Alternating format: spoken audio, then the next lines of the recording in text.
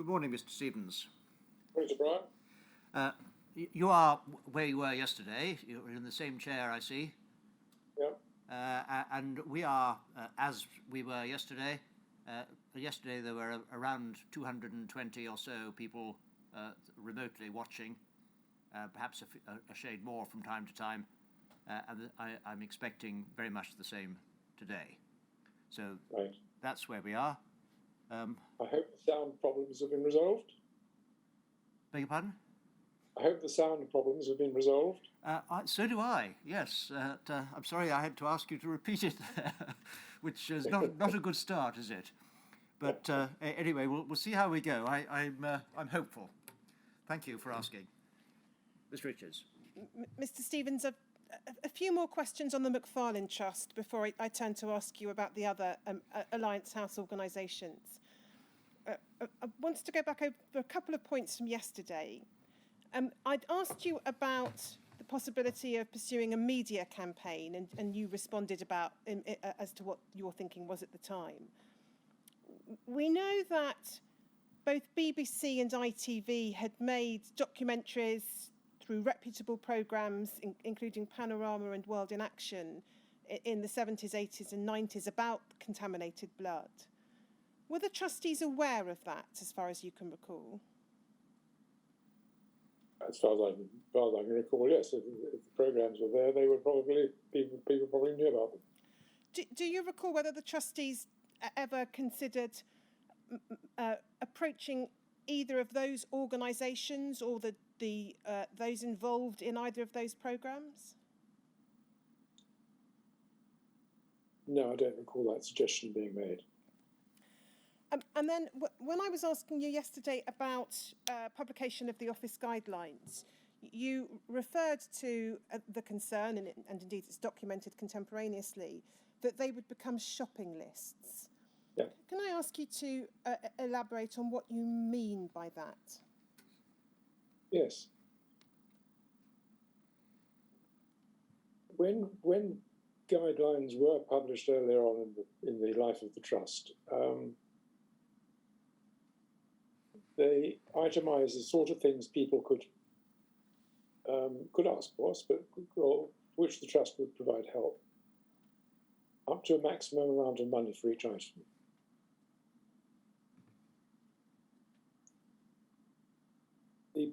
That publication then becomes an incentive for people to say, well, I think I need a new washing machine, I need a new dishwasher or whatever, I need a new mattress, I need the drive relaid, I need some more double glazing, up to, and it's going to cost so much. And surprisingly, or maybe not surprisingly, the estimates tended to come towards the top end, towards close to the maximum published in those guidelines. So I think it's human nature. But the trust would still have to be satisfied that there was a need for that item or that work. Yes, but it's very difficult if somebody says, with their clinician's backing, that they need a new washing machine, or they need a new mattress, or they need some help with gardening or something. It's very difficult for the trust then to say, actually, we don't think you do. One of the things we didn't touch on yesterday was there was a proposal during my chairmanship of we appointed some regional support workers. So we had people on the ground around the country who could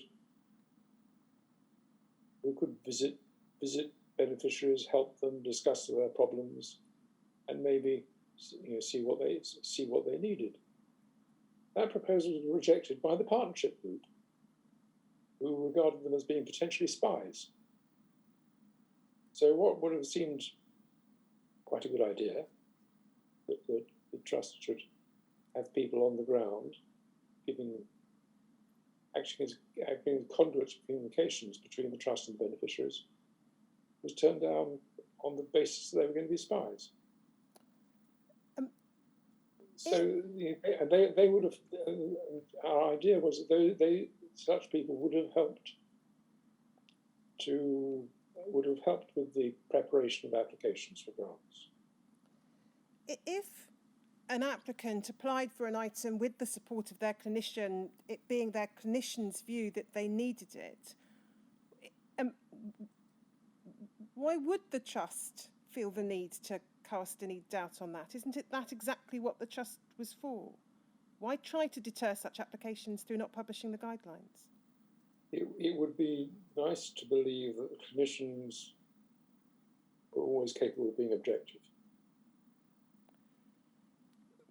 Mr. Stevens, it might be said that the trust was proceeding upon the basis that it would mistrust the veracity of applications being made to it until proven otherwise. No, it might be said that the trust didn't have enough money and that we had to be very careful of the money we were giving away, and so we had to take more trouble than we might have wished to examine applications for grants. It's the common theme running all the way through our conversation about this trust and about when we're going to come to the others. With one exception, none of them were funded properly. In relation to the regional support workers, how were they going to be funded? We would have had to have obtained extra funding from the Department of Health. If that wasn't available, or indeed even if it was available, that would be funding that would otherwise be available for direct assistance to beneficiaries. Wasn't that one of the concerns about regional support workers? Possibly, I can't remember. Wanted to ask you a little next about the MFT's approach to grants and loans. How was it decided whether a registrant would receive a grant or a loan? Were there any written or established criteria that were followed?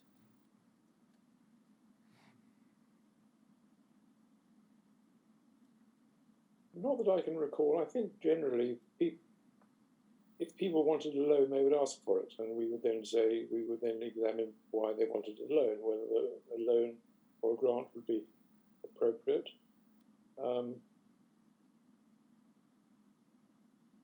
don't think that there was a rigid protocol as to when loans were made. Obviously, loans were came into the picture when it was a question of housing purchase or substitute for existing mortgages. I don't remember the fixed idea. As a matter of practice, did the Mcfarland Trust assist any beneficiaries by paying off or contributing to debts, credit card or store card balances or matters such as that, with no payment expected back to the trust? Yes. And did the trust likewise assist beneficiaries in paying off or contributing to debts with payment expected back to the trust?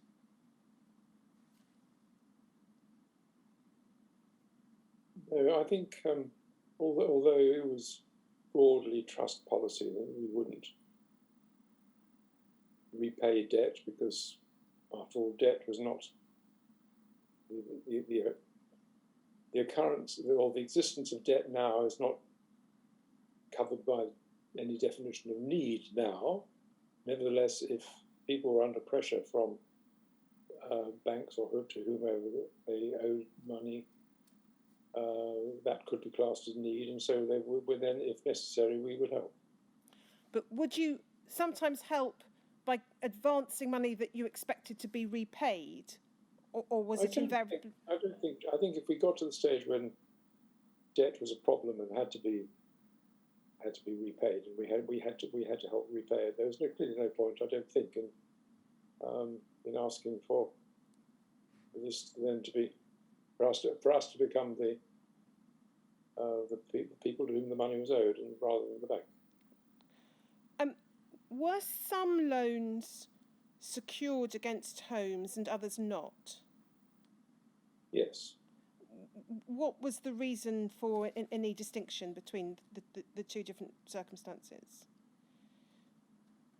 possibly the size of the, possibly the amount. I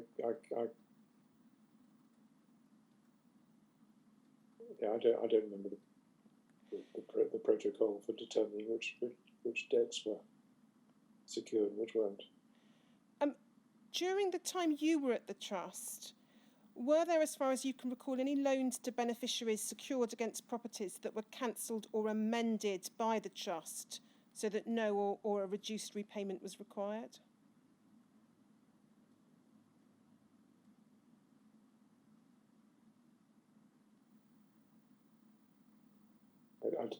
I cannot remember. Do you... you asked just so that you have evidence that this did happen. No, it's an open question, Mr. Stevens, as to what you can recall. In what circumstances, if you can recall, would the trust write off a loan? If it was clear that it was the existence was an insupportable burden for the debtor. And again, were there any, leave aside whether they were published or not, were there any policies or criteria operated by the trust in that regard? No, I think this was done on a case-by-case basis. Just a couple of questions in relation to the equity sharing arrangements. What steps were taken to ensure that the applicant took and received independent legal advice? I think the rules that were put in place by Clifford Grinstead, I'm sure we would have covered that in the rules, that there was an assistance that the applicant was properly legally advised. The policies, I think, certainly refer to that. It was more a question of whether practically the trust took steps to ascertain or facilitate that. Do you know what the position was as a matter of fact? I cannot believe that we would not have insisted on that. And then, did the trust ever consider imposing a cap on the total value of any equity appreciation, for example, to the equivalent of what the interest charge might have been? No, I don't believe so. I'm only aware of, I can only think at the moment of one equity sharing loan where the amount of depreciation was such that that would have entered into consideration. And I mean, on that particular loan, I can remember we did actually reduce the amount of the equity share that the trust took. We allowed the borrower to increase the share that went to the borrower rather than to the trust. Now, I'd asked you yesterday about the position in relation to widows, and I think it's clear from your evidence and from your written evidence, please correct me if I'm wrong, that you the trust acknowledged that the arrangements for widows were inadequate, but that reflected, as I understand the evidence that you give, the limited resources available to the trust. Is that right? Yes. In terms of other dependents, what support was available for children who had lost one or both of their parents? There was support available, but I think if you recall, it was done on a case-by-case basis. There were no fixed arrangements. We just tried to look at the particular circumstances and do what seemed to be suitable at the time. Was there any support available for children who'd lost one or both parents once the child ceased to be a child and became an adult aged 18? I think once they had left full-time education, the answer is no. What, if any, support was available to those parents who had lost their children? Leave aside those who had adult children upon whom they were financially dependent, which was referred to in the policy we looked at yesterday. Those who lost a child on whom they had no financial dependence at the time of the child's death.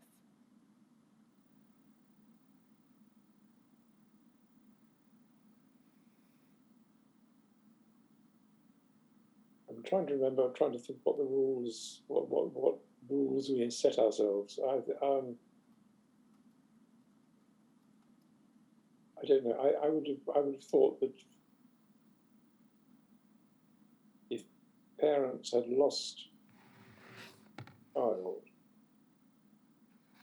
the parents were not dependent upon that child, then they would be covered by the normal bereavement rules. That they would be given some. There would be some money available right at the outset, and it would taper off very quickly. Can you recall during your time at the Mcfarland Trust, what, if any, attempts the Trust made to engage with those who had lost children or lost parents, to provide at least some form of non-financial support? There was a bereavement project that ran for a few years, chaired by one of the trustees, that I'm sure would have covered this. It was not something in which I participated actively, so I couldn't tell. Can you recall what, if any, attempts were made at the Mcfarland Trust during your time there to engage with families who may have fallen out of contact, fallen out of the loop owing to the infected person having died some years previously?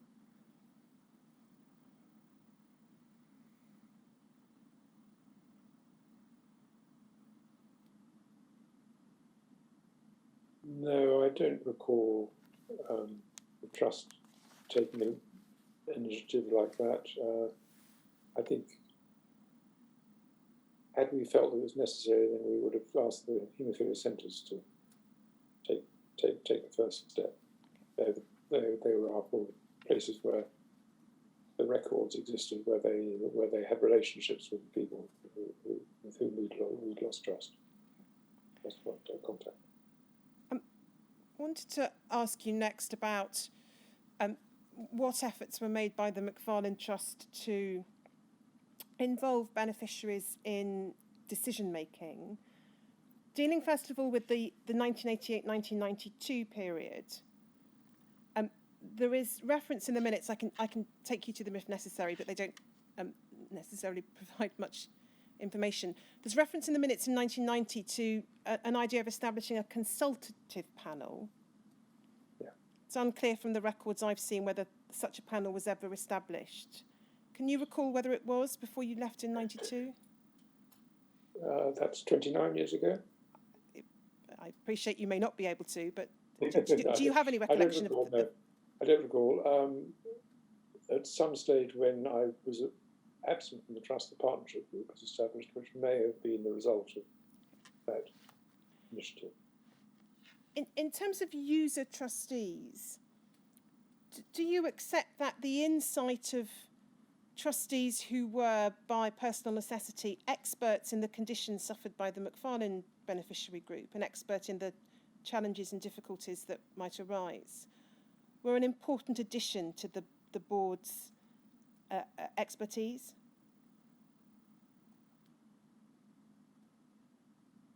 I'm not going to generalise on that. Some were very helpful, some were not. Were attempts made to include amongst the user trustees widows or partners of those who died? Bear in mind that the user trustees were nominated by the society, so it was not our decision. There was certainly one partner who was a trustee for a while, yes. Were there any steps taken to try and ensure a balanced board? So this isn't specifically about user trustees, Mr. Stevens, but to try and, for example, have on the board a trustee with social care or nursing or a psychological background, to bring a professional understanding of the isolation or stigma or suffering of the community that the MFT was serving?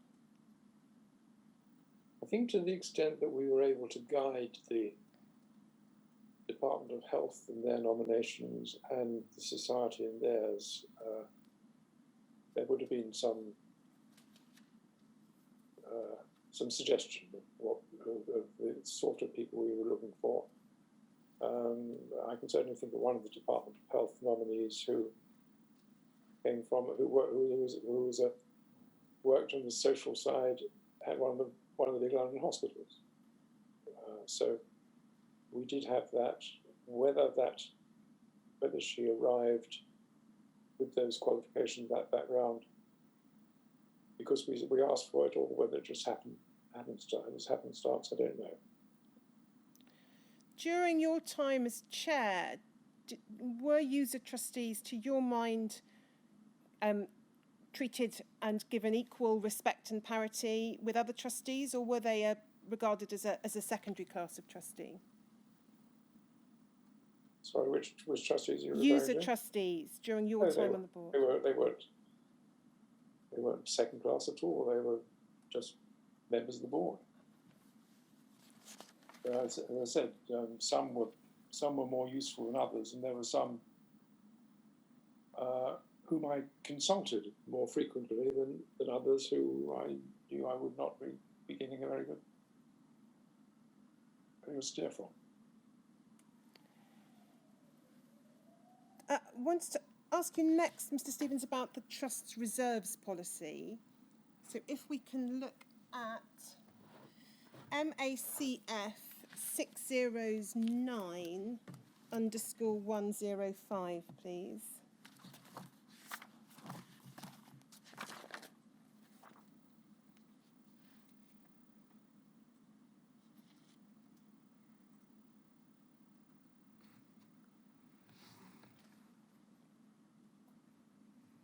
This is a document authored by you, dated the 7th of May 2003, headed Reserves Policy. And the third paragraph explains how the Trust had for some years a policy of maintaining a minimum level of reserves of £4 million.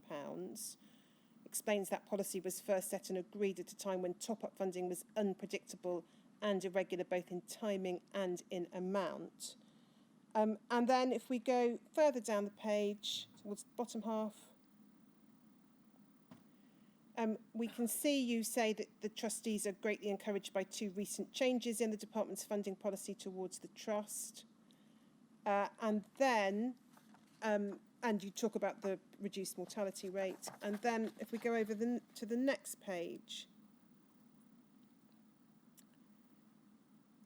you say the trustees have considered the possibility that these commitments would permit the minimum reserves level to be reduced or even eliminated. But you then refer to the possibility of investment risk resulting in a depletion of the trust fund. And you say that the trustees believe that the political risk of a change in the government's funding policy can't be ignored. And then you refer to the long-term review. And the conclusion is to adhere to the reserves policy of holding a minimum level of £4 million. Now, that's a substantial amount by way of reserves, which is obviously then unavailable for provision to beneficiaries. Given that by this time the Trust was receiving £2 to £3 million per annum, why continue to maintain such a high level of reserves? I would say that on the basis that we were spending £3 million a year, we could even have justified putting the reserve level up. Remember, the reserve level was, when originally calculated, was based on the belief that if we thought that the government funding was going to be failing, that we had to have in reserve enough to keep our existing commitments to beneficiaries going for a year, at the end of which we would then give them notice that we were going to have to reduce. That was where the £4 million came from, based on a £2 million annual expenditure. So if one's going to be spending £3 million, if you have an annual commitment of spending £3 million a year, then you might reasonably expect the reserve level on that basis to go up, possibly even to £6 million. We didn't do that. We didn't. But we did think that it was prudent to maintain a reserve level of £4 million.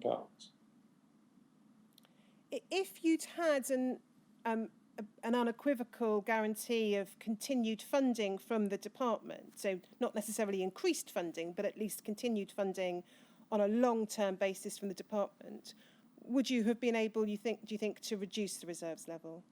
I don't see politicians or their civil servants capable of giving an unequivocal guarantee on which one can rely on forever. Is the answer? The jargon is that no administration can bind its successors. So if you had what seemed to be a promise or assurance of future funding, you would still have wanted to keep the reserves because you wouldn't feel confident that subsequent administrations would adhere to that. Is that right? Correct.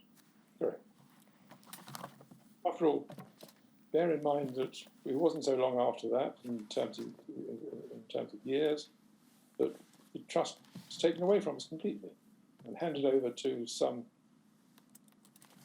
agency. I have no idea what they're doing now.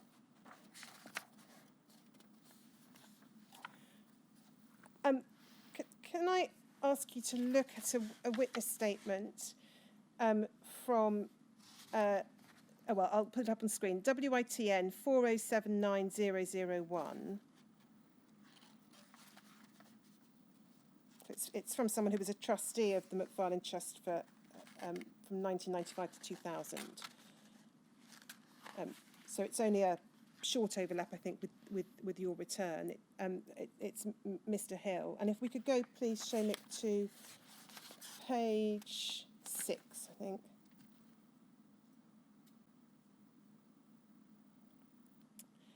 Just wanted to draw attention to paragraphs 21 to 24 and ask for your comment. So Mr. Hill says this: if I've one overarching comment to make about the Mcfarland Trust, it's that in my time as a trustee, I felt there was too much emphasis on preserving its financial resources and too little on distributing them. Equally, I felt there wasn't enough effort put into ensuring that funds were topped up adequately and in a timely manner. As trustees, we seem to spend far too much time talking about how the assets of the Mcfarland Trust were standing up, and it seemed to me that too little time was spent looking forward and making assessments of future needs. While I suspect very little of this future assessment occurred, if it did happen, then it must have taken place later between the officers and staff of the Trust. Very little of it ever took place in my presence at trustee meetings or in my presence outside of meetings. I got the impression that the officers didn't attach sufficient importance to this, but to me it was central to the Trust's role. The whole operation process and the basis for its existence began to sit uncomfortably with me. I felt like I was expected to function as a front man for the government, there to distribute its largesse as frugally as possible. The government was making payments that were very much on its own terms. I felt like I was a party to the handing out of hush money. I began to think that the whole basis for the Mcfarland Trust's existence was a false one. It was not so much there for providing for the needs of a deserving and suffering group of people. Instead, I felt it existed to keep a lid on any future financial demands and, through its financial support to its registrants, to calm down the prospect of ongoing attempts to challenge government about its role in the causes of the blood contamination crisis. From time to time, the Mcfarland Trust would approach the government for more money, but I do not believe the requests were made as forcibly as they could and should have been. Do you have any observations or comments to make upon Mr. Hill's evidence about his experiences and impressions of the way in which the Trust approached matters? No, I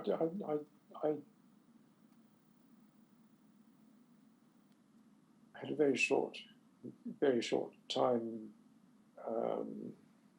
I was in the Trust for a very short time when he was there, so there was very little overlap. I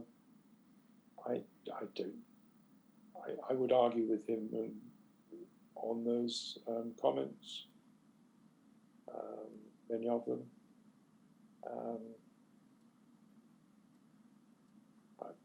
I think we made requests for, or we've already covered the way we asked for money, the frequency with which we asked for money, and the force with which those requests were made.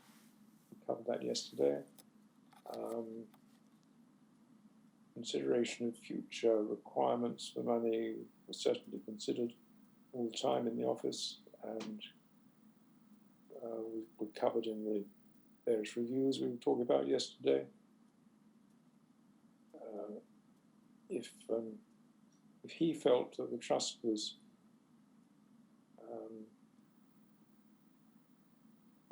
was what would you say? Was there was I think the words he can use was a front man from the government there to distribute large assets as frugally as possible. If he felt that was the case, well, that's probably not very far from the truth. That the Mcfarland Trust was set up originally. I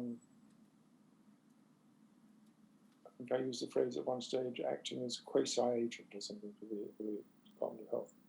We were looking after a group of people who had been damaged by the government, and setting up an inadequately funded charity was the government's view of what to do about this group of people. We'll probably come later on today about alternatives that might have been considered, which might not have been thought about originally, but developed in the course of time because people began to understand what the problem was. We can take that down. Thank you, Seamus. Assisted conception and financial support to contribute to or enable assisted conception for beneficiaries and their partners was an issue that comes up time and time again in the Mcfarland Trust's minutes. I can take you through all the minutes if it would assist, but I'm going to try and approach it on a more general level, and please tell me if you want to look at individual documents. It would appear from the minutes that in relation to the first period that you were at the Trust, the 88 to 1992 period, that there wasn't any clear policy on assistance for artificial insemination or any other form of assisted conception. Do you have any recollection of discussions? No, I'm sure that's right. That would have been would not have been thought about very much in those early years. Now, we looked at the strategic review yesterday, so the 1999 strategic review. That suggested the Trust should provide guidance and policies on fertility treatment. Again, the documents in some sense speak for themselves, but do you recall the extent to which that was something which the trustees were concerned about and wanted to assist with? We were aware that there were people among the beneficiary community who very much wanted help. The view we had taken all the way through, which was, I have to say, supported by our paymasters, was that we were not there to provide financial help for services that the National Health Service should itself provide. So the policy we drew up in concerning assisted conception was that we would contribute to expenses relating to it, to travel, accommodation, but not for the service itself.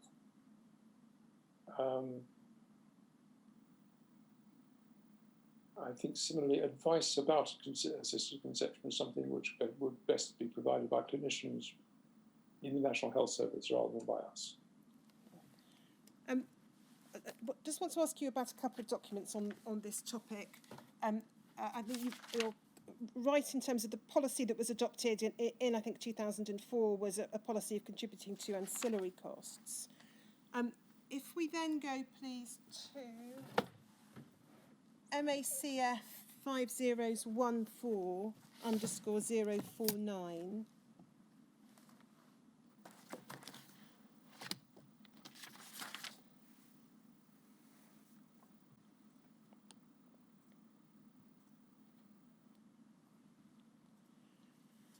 You'll see this is a letter from Mr. Harvey, 31st of January 2005, to Mr. Connon at the Department of Health. It refers in the second paragraph to the Trust's existing policy to meet ancillary costs arising from treatment programmes such as travel, but not to fund either in part or full the direct costs that form part of the assisted conception process.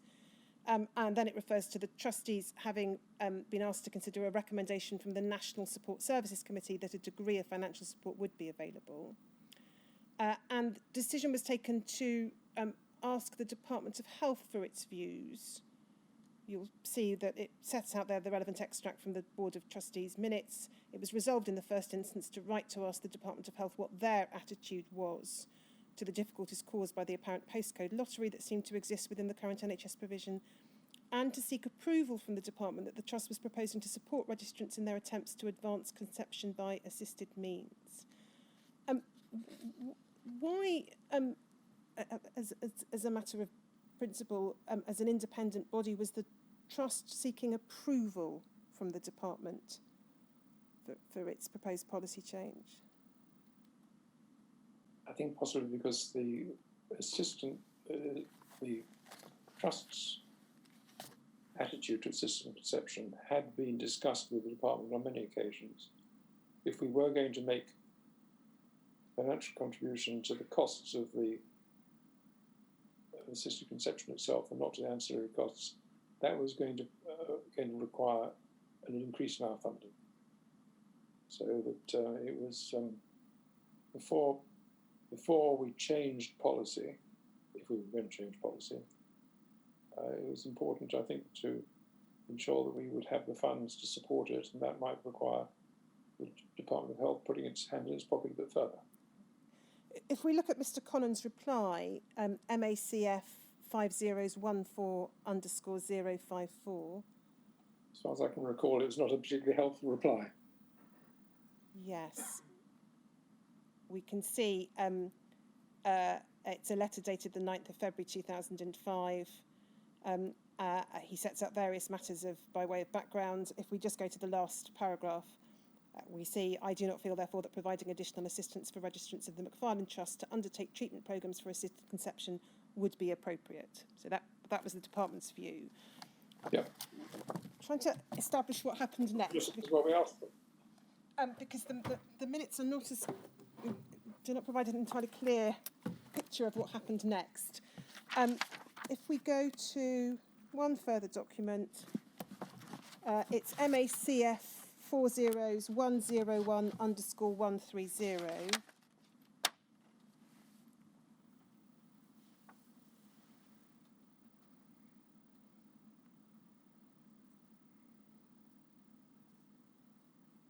If we go to the next page,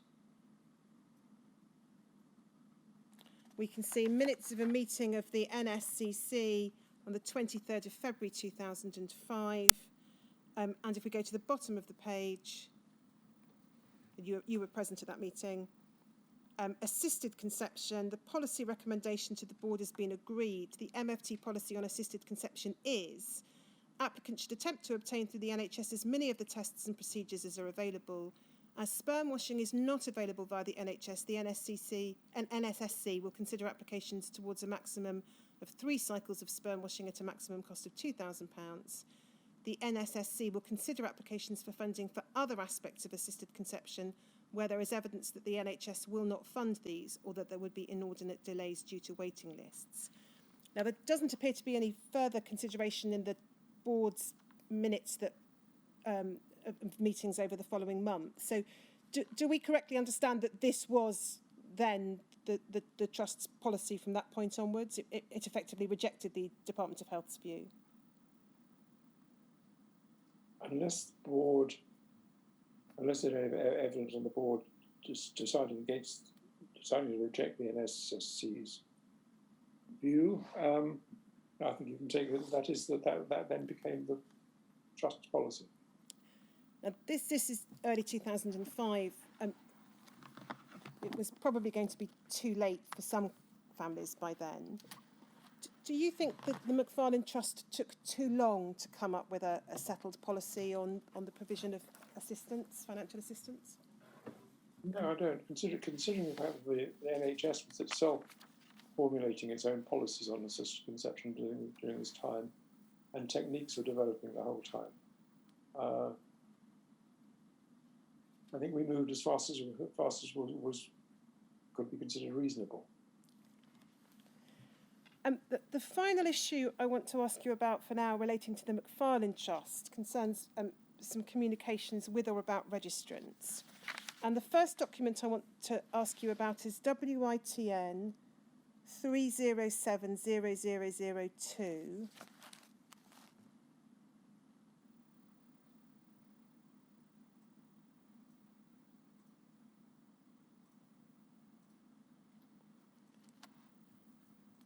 This is a letter which you wrote on the 13th of March 2006 to Claire Walton. I'm not going to go through it paragraph by paragraph, but I just want to pick up a couple of points with you. You say in the first paragraph, third line, it's rare for me as chairman to write outside the normal protocols when considering requests for assistance, but the circumstances of your particular request and the level of support we've given you over the years persuade me to do so on this occasion. Your reaction disappoints but does not, I confess, greatly surprise me, and then you say that trustees will consider the individual case. You refer to trustees having leant over backwards to assist the registrant. You say the registrant had been receiving more by some multiples than any other beneficiary. And then you say this in the next paragraph, halfway down, nor do I in any way imply that you do not deserve the trust's support, but I must point out that the majority of those whom we help have haemophilia, you do not, and are infected with hepatitis C, you are not, so they might be said to deserve at least equal treatment. That is, of course, something that we're unable to give.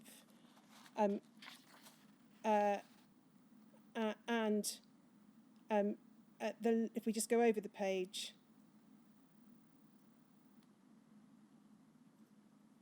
four lines down, you say, I do suggest you might give some consideration to the fact that you are but one of some hundreds of people who look to us for assistance, many of whom are less articulate than you, do not have the benefit of owning any property as you do, have dependent families which you do not, and whose health is much more compromised than your own.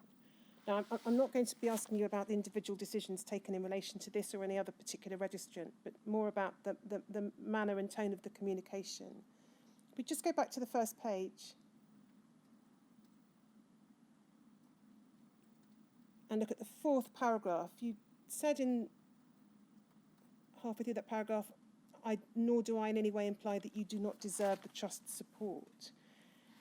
If you were not seeking to imply that this registrant did not deserve the trust's support, why did you write in these terms, and do you consider it was appropriate to write in these terms?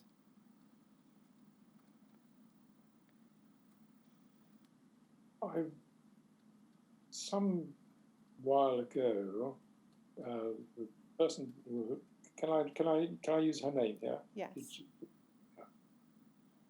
Claire Walton wrote a witness statement in which she made some comments about me, and I was invited by the trust to comment on those, which I did. There was a reference in her statement to a subsequent letter by my successor, Christopher Fitzgerald, the existence of which I had no idea until I read it in her statement. I asked for a copy of that letter, and it was not forthcoming. I have subsequently seen that letter when I was preparing my own written statement in response to the Rule 9 invitation.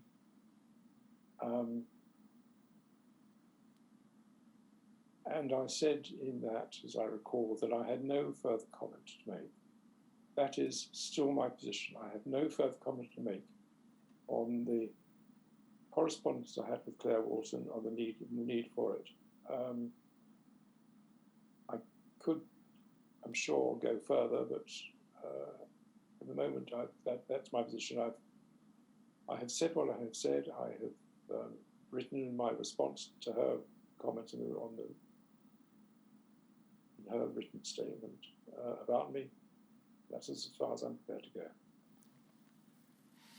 I'm going to ask you to look at another communication now. It's at CGRA 301054.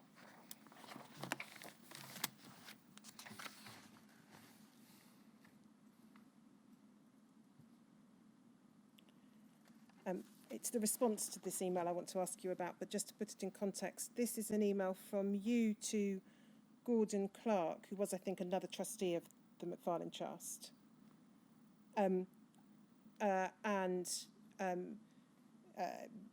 You refer to there being, in the third paragraph, an undercurrent of ill feeling at the moment, and to various other matters, grievances being expressed about the Mcfarland Trust. I want to ask you about the reply. It's at CGRA 301055.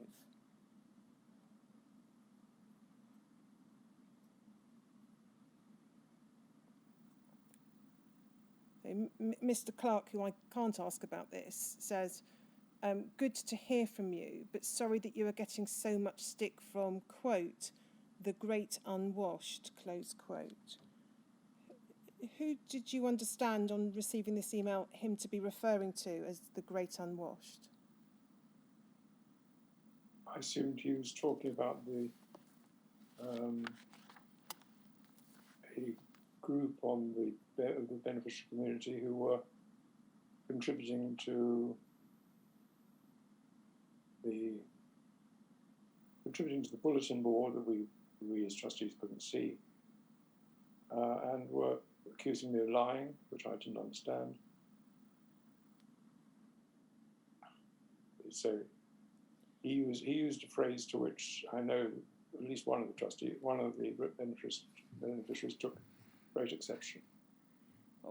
Was this a term, the great unwashed, that was used more widely amongst trustees to describe some or all of the beneficiary community? I've never heard it used in the trust, in the context of the trust before or since. It is, as you know, a term that was invented, I think, it's by an author in the first part of the 19th century, in a novel. I think he wrote. I can't remember his name. Would you agree it's a wholly inappropriate way for a trustee to describe some or all of those who've been infected with HIV and have had their lives devastated? I think it's probably an inappropriate term anyway, in any context. The last series of communications are at WITN 2368016.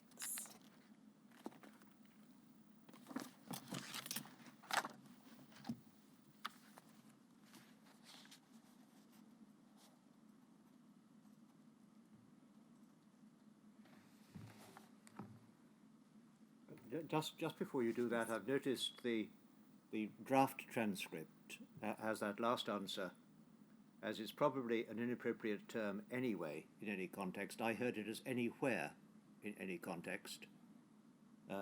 It seems to me totally inappropriate. There's no probably about it, and I think you probably agree with that. I didn't hear all you said, Sir Brian, but yes, I think it is a phrase that might once have had some connotations, but after all, it was used by this author in a book he published in 1830. It was used by another Victorian author, I believe, around a few years after that. So maybe at the time it felt to have some relevance, but I think nowadays it's not the sort of thing one should say in any context. Now, the communications that appear under this document reference are not complete and are not in the right order. So if we could go first of all to page 5.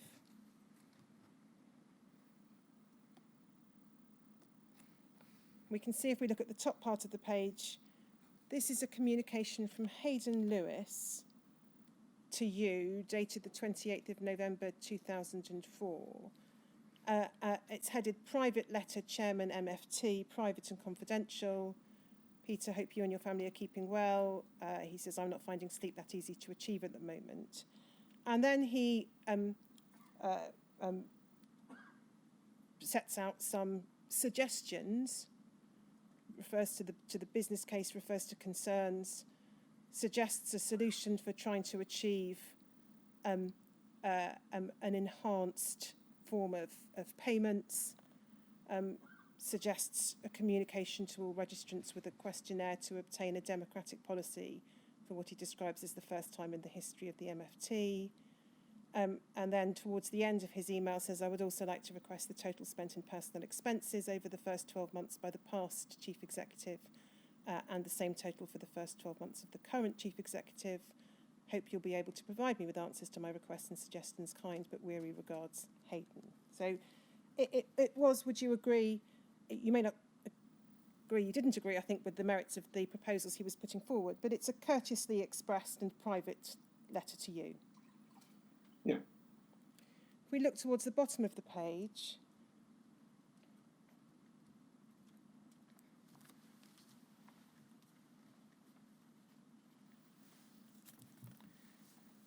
we can see this is you on the 29th of November forwarding Mr. Lewis's letter to Martin Harvey and saying this, Martin, notwithstanding the heading, I thought you'd love to join me in starting the week with an insight into the thoughts of Hayden Lewis. I shall try to compose a reply in the course of the day. I shall point out to him that I'm unable to provide him with information about expenses without asking you. It is irritating that some Boyd so thick... I think it should be somebody, probably. Well, I'm going to ask about that in a moment. So thick can come up with such meddlesome suggestions. First of all, in terms of what appears to be a typographical error, are you able to assist with whether that should have been somebody or some boyo? Somebody. Was it appropriate for you to forward a private and confidential letter to you, to Mr. Harvey? Only because it would be difficult for me to answer the letter without reference to the chief executive. Well, you could have identified the points you wanted to explore with the chief executive and extracted those points as discrete matters rather than forwarding the whole letter that was expressed to be private and confidential. Could you not? I could have done that. My relationship with Martin Harvey was such that I regarded anything that was private and confidential to me. If I had to share it with Martin, I would regard that as still being within a very restricted. Was it appropriate for you to describe a beneficiary of the Mcfarland Trust, someone infected, someone indeed whose brother was infected, someone whose wife was infected, so someone whose personal circumstances can only be described as deeply tragic, as thick? Totally inappropriate. Why did you describe? This is disgraceful use of language. Does it tell us Can I put this in context? This email was one of some hundreds that were hacked from the trust in the course of 2005, I think. I can give you I can show you the documents when the board discussed this. The hacking was referred to the police, who were unable to provide any help. We never did find out who did the hacking. We did engage some consultants to come along and improve the trust's electronic security. Not surprisingly, whoever did the hacking passed this email and one or two others to Hayden and to his brother Gareth. And the previous email that you considered about the Great Unwashed was also shown to another of the trust's beneficiaries, who was the person who objected to it strongly. Gordon, Clark, Martin and I went to Cardiff and met with Hayden and Gareth and with this other beneficiary and apologised for the use of our language, for what we said, and the apology was accepted. And thereafter we carried on with normal relationships with these people. Gordon, Martin, Hayden and Gareth are no longer with us, sadly. I believe the other beneficiary is still alive. So out of the 6 people involved, 4 are now dead. I don't know the status of this email to which you're referring. It was hacked. I don't know whether that means it's stolen. It's been sitting in the files of, I think, the Haemophilia Society over these years. It's now come to light again. So you can tell me whether it is stolen property that should no longer exist, or whether it remains in open circulation for years and years and years to come. I don't know what the word hacking implies about the documents that are taken. What I do know is that the people who took it and the people to whom they gave it and other documents in this hacking episode thereby gained access to a lot of private, confidential, and in some cases very sensitive information about other people. The head of support services, Jude Cohen, was passed some information that came out of this hacking episode, as a result of which she lost her job. The trustees took a very dim view of it. So this was an extremely difficult episode in the trust's life. I agree completely that I used some wholly inappropriate language about Hayden in a private emails to Martin. Why did I you? should put on that. The fact that the emails were from me to Martin on a private basis, on a personal basis, is irrelevant. I should not have used that language, and I didn't. Thereafter, I apologised for it. As I said, my apology was, as far as I know, accepted by Hayden and Gareth. So I am interested in the fact that it comes up in the inquiry. I'm interested in the fact that this document still exists and that the inquiry feels that it can ask me questions about it. You've accepted the language was inappropriate. Why did you talk about a registrant in those terms?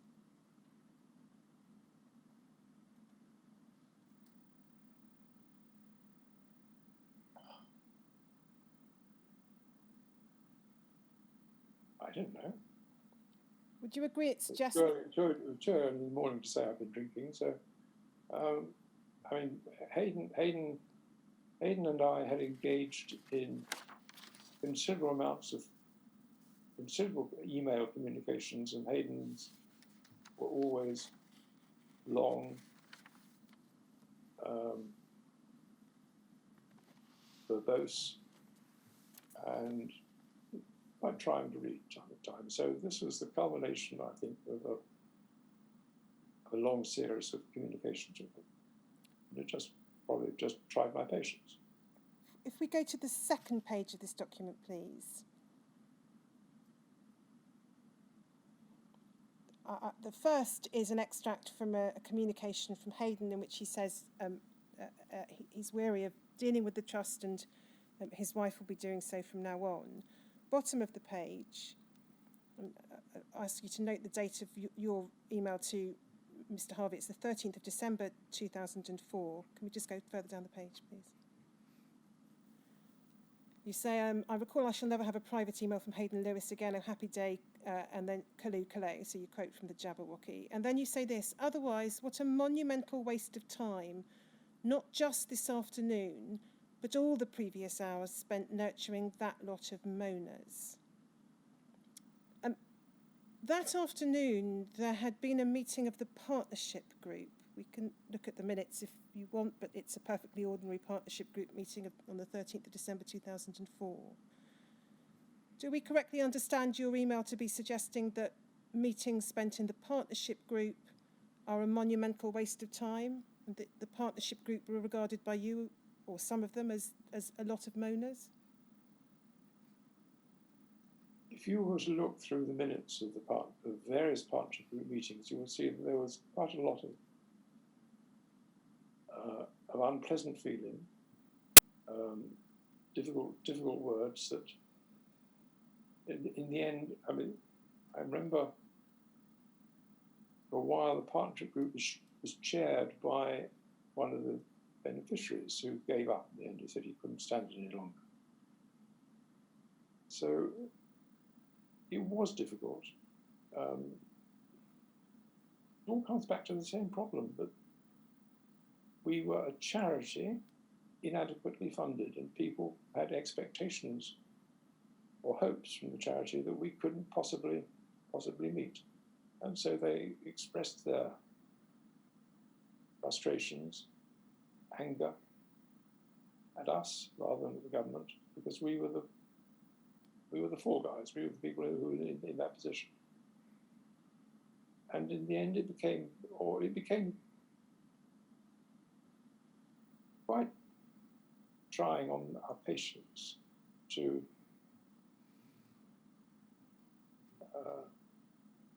listen to personal attacks, as I said in my note to Gordon Clark that you put up earlier. I was accused of lying. I didn't know what I was being accused of lying about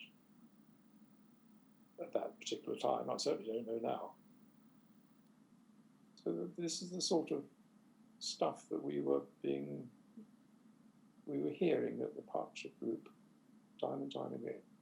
Eventually, I think the partnership group ceased to exist. I don't know whether the partnership group itself folded or whether the trust decided not to support it any longer. I can't remember. I think that was after my time.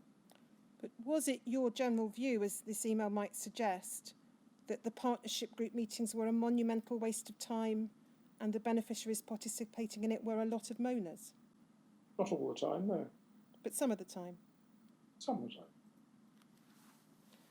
And then there were many people, many beneficiaries of the trust from whom we never heard, or we only heard when they said thank you. There were others who had very negative views, which they expressed very forcibly. So I knew, and I know now, that the partnership group was not representative of the beneficiary community. It was composed of members of the beneficiary community who had particular access to ground. if we go to the first page, this is the last document on this series I want to ask you about, top of the page. Just pause there for a moment. The question which led to the answer, not all the time, no, was dealing with two matters. Your view, expressed, albeit as a composite, is that the partnership group was a monumental waste of time. That's point one. And the beneficiaries participating in it were a load of moaners. Now, when you said, you were asked whether that was still your view, was it your general view, rather, and you said not all the time, no, were you referring to the monumental waste of time, or to the load of moaners, or both?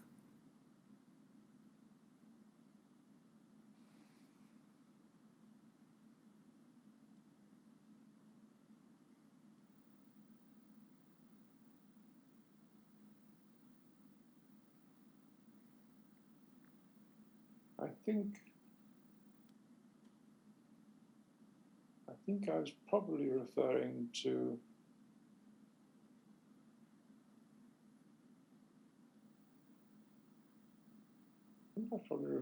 the group, partnership group as it was then constituted, and what it tended, and the ground it tended to cover. So it was,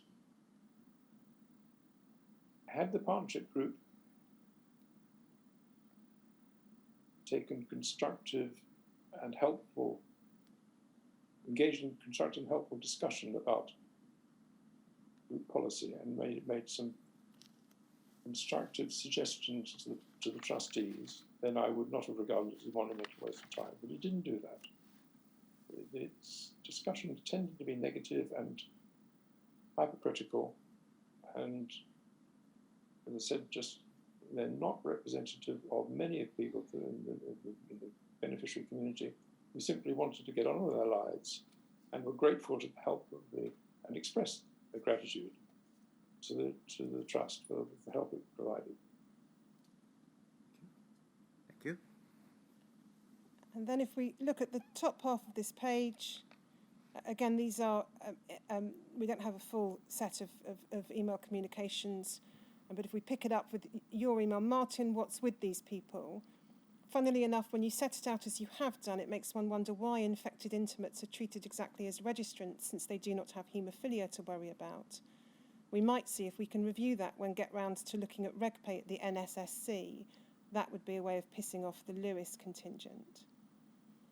You presumably were aware, and indeed I think it's reflected in what you say there, that Hayden's wife Gaynor was herself infected with HIV. Yeah.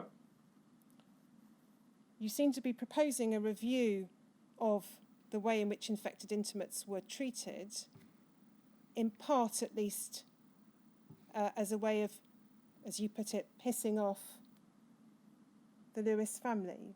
Would that be an appropriate basis for a review of policy towards infected intimates?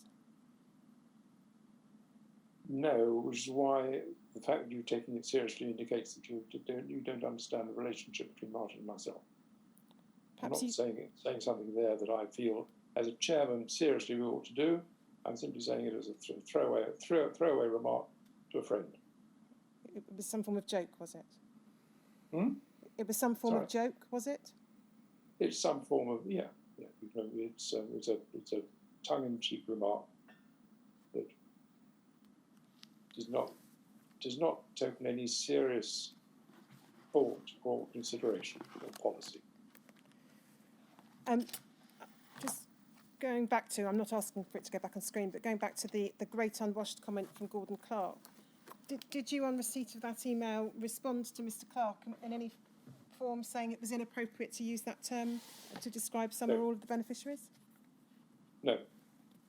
Why not?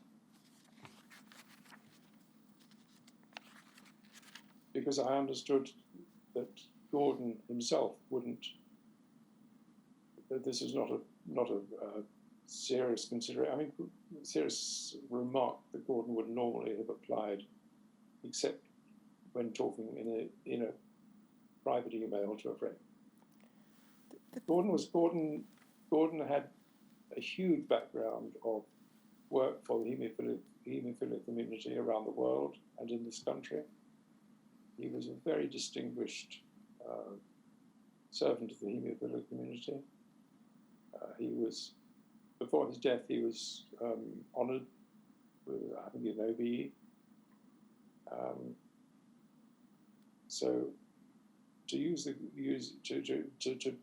believe that his use of the phrase "great unwashed" in any way signified his underlying attitude to the people whom he gave his life serving is just ridiculous. And he was.